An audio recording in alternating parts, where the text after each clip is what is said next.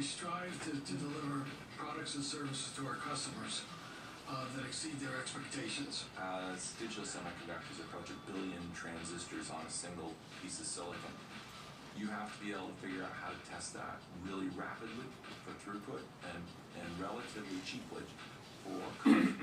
But at the same time, you have to maintain a very high quality level. So our team has to become incredibly inventive about how they partner with design and how they partner with the ATE manufacturers to optimize test across the board. As process technologies change, the defects that are occurring in semiconductors are changing rapidly.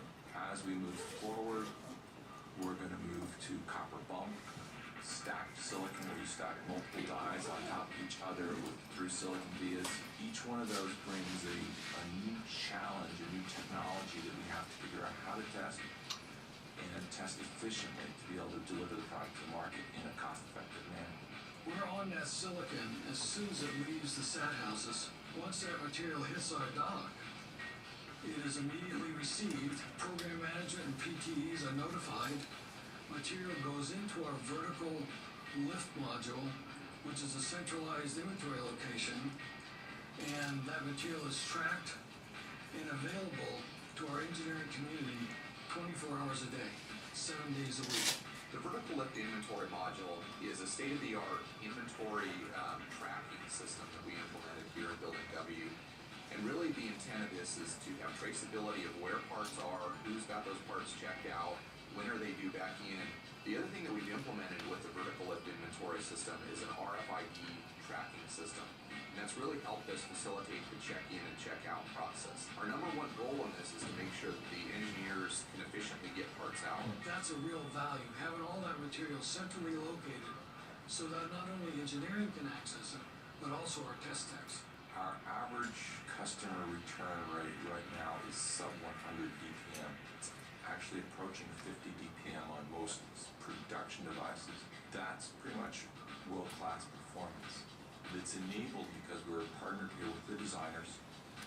We have applications engineering here, so as the customer has an issue, we can both respond to the issue and correct it. As the designers have issues or want to make tweaks or changes, we can respond to it quickly. We have quality technicians, engineering techs, business process analysts, logistics, shipping, receiving personnel, as well as material personnel, all located in the same facility. It really allows us to collaborate, establish priorities with our engineering teams, and also streamline our processes across all of our functional areas. So as you can imagine, we have high-dollar capital equipment that we're trying to maintain, and the key is to make sure that that equipment is not only utilized, but is available, and that we have very high uptime of that equipment. Every week we get together with our engineering community and schedule the use of the testers every day of the week for every hour of the day.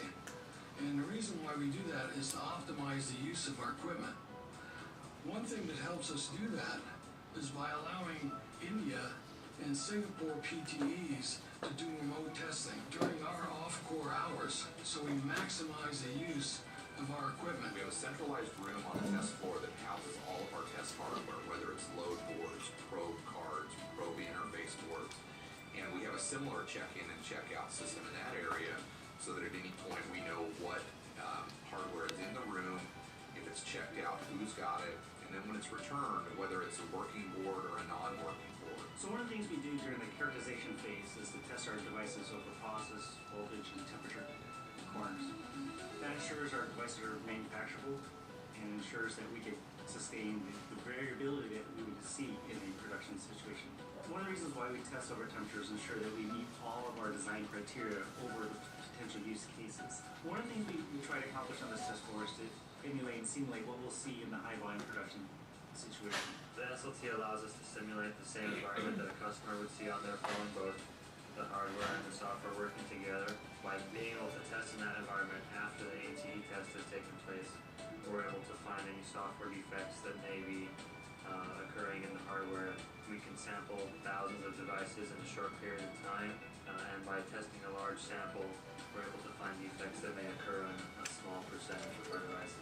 When you talk about player analysis, the key things they focus on are new product development, what's wrong with the silicon or what's wrong with the design, and that's where the fib comes in. If the designers can't figure it out, we can go in and edit the circuit and then make the changes the designers want without having to go back through a design spin. Design spin, best case is like 18 weeks. You can do a fib edit in like a couple days. So that's a big time to market or time to solution and improvement that we can work through. The other thing that the failure analysis team does is they facilitate yield improvement with our suppliers. Being able to have maximum yield, being able to supply across multiple foundry partners really enables Qualcomm to get product to the customer as fast as possible with high quality and very high reliability assurance. We will test both package level devices as well as wafers. That is key for us in terms of our partition of way we package our devices. Well, there's two main functions that take place in the quality area. The first is really related to outgoing quality, to make sure that the parts that we're testing here on the test floor meet the quality standards that are required for our customers for either engineering sampling or customer sampling. So as parts are coming back, we're making sure that the parts are reconditioned in a point that we can retest those parts to determine what was the failure that the customers were seeing and how do we determine the root cause or how do we direct the failure analysis on those parts that are coming back from our customers. We are one of 2 cargo screening facilities in San Diego. What that means is that once we seal the cargo and it's shipped from our facility to the airport, it goes directly onto a plane. It doesn't go through any other screening processes. This is a definitely advantage to us as well as our customers because it minimizes the handling of our devices inside the package. We look around the world, ATEs are pretty much standard, the handlers are pretty much standard, so what's different? Our people are very innovative, they're very unique, they're really able to try proactive solutions that end up saving time, money, cost, time to market, all the facets that go into making a good product.